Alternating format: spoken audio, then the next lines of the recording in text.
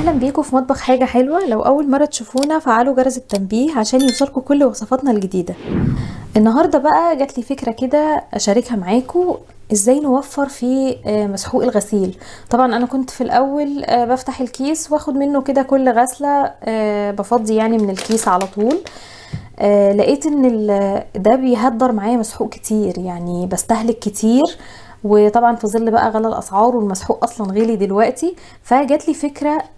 كنت في محل بلاستيكات وشفت العلبه دي.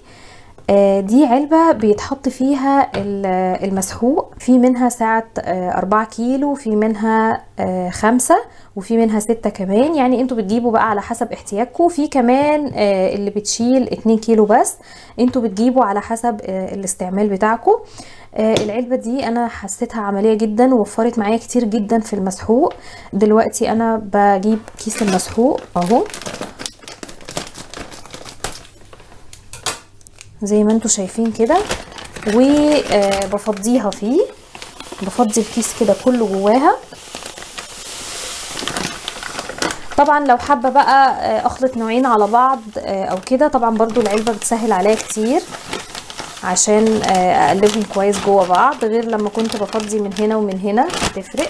اهو كده انا فضيت الكيس جوه العلبه اهو زي ما انتوا شايفين كده.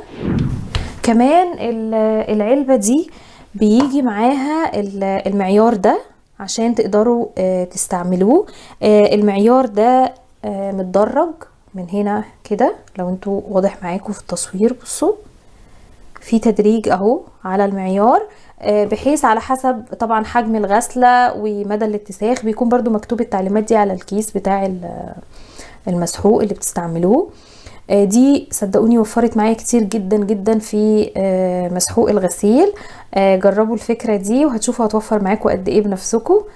يا رب الفكرة تكون عجبتكم. ودي كانت فكرة النهاردة من فكرة حلوة من مطبخ حاجة حلوة. استنونا في فيديو جديد من مطبخ حاجة حلوة.